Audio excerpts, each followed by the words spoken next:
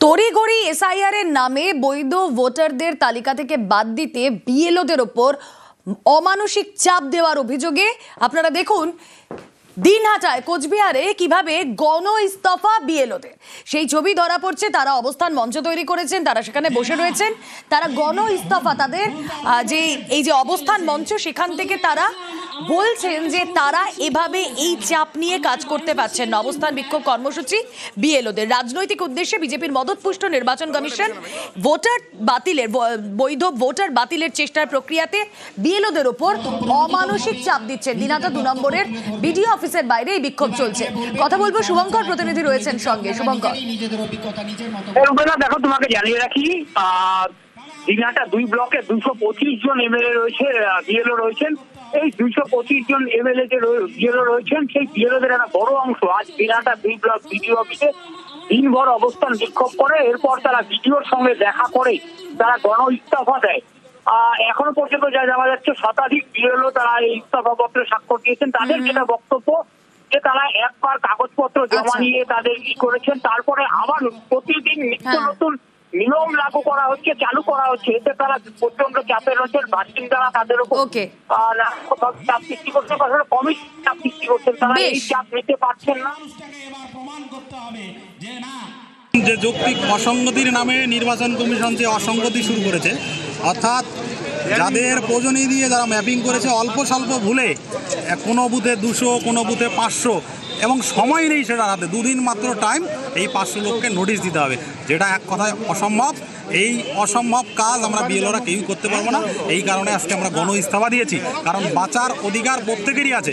আমরা বাঁচতে চাই, এই স্লোগানটাকে সামনে রেখে সকলে আমরা আজকে ইস্তফা দিয়েছি। শুধু দিনহাটা নয়, একই ছবি আমরা দেখতে পাচ্ছি স্বরূপনগরেও। স্বরূপনগরে 5 জন বিএলওর ইস্তফা, তাদেরও একই রিজন যে এই অমানসিক চাপ, সেই অমানসিক কাজের চাপ তারা সামলাতে পারছেন না। বিডিও অফিসের বাইরে, মাফ করবেন, 53 জন বিএলওর ইস্তফা। বিডিও অফিসের সামনে গণস্বাক্ষর বিএলওদের, যে ছবি আপনারা দেখছেন। কথা বলবো, প্রতিনিধি অনুপম রয়েছেন সঙ্গে। অনুপম, হ্যাঁ দেখো, এই যে স্বরূপনগরের 53 জন বিএলও তারা আজকে গণস্বাক্ষর করে তারা আজকে তাদের বিএলও থেকে তারা ইস্তফার জন্য তারা স্বরূপনগরের যে ব্লক আধিকারিক তার কাছে জমা দিল। এবং তাদের যেটা দাবি যে এই যে অমানসিক যে প্রেশার এবং তাদের ওপর যে ইলেকশন কমিশনের যে অনাস্থা, যে আস্থা রাখতে পারছে না তাদের কাজের উপরে, এবং তারা যেসব এসআইআর এর জন্য যেসব বাড়িতে যাচ্ছে তাদেরকে সঠিক নিয়ম কানুন সঠিকভাবে বোঝাতেও পারছে না।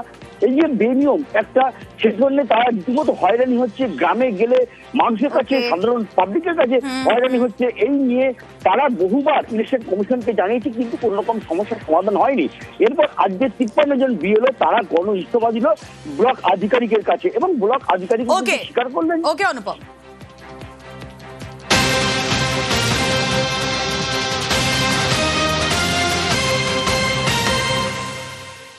যে খবরের দিকে এবার নজর রাখবো, মুকুল রায়ের বিধায়ক পদ খারিজের রায়ে স্থগিতাদেশ। হাইকোর্টের রায়ে স্থগিতাদেশ সুপ্রিম কোর্টে। হাইকোর্টের রায়কে চ্যালেঞ্জ করে সুপ্রিম কোর্টে মুকুল পুত্র, উনি গুরুতর অসুস্থ হয়ে হাসপাতালে চিকিৎসাধীন। বিলিং ও অন্যান্য ক্ষেত্রে প্রয়োজনীয়তা থাকতে পারে। শুনানিতে পর্যবেক্ষণ সুপ্রিম কোর্টের মুকুল রায়ের বিধায়ক পদ খারিজের রায়ে স্থগিতাদেশ। হাইকোর্টের রায়ে স্থগিতাদেশ সুপ্রিম কোর্টের। হাইকোর্টের রায়কে চ্যালেঞ্জ করে সুপ্রিম কোর্টে মুকুল পুত্র, উনি গুরুতর অসুস্থ হয়ে হাসপাতালে চিকিৎসাধীন। বিলিং ও অন্যান্য ক্ষেত্রে প্রয়োজনীয়তা তার থাকতে পারে। শুনানিতে পর্যবেক্ষণ সুপ্রিম কোর্টের। কথা বলবো, প্রতিনিধি মৈত্রেয়ী ভট্টাচার্য রয়েছেন সঙ্গে। মৈত্রেয়ী,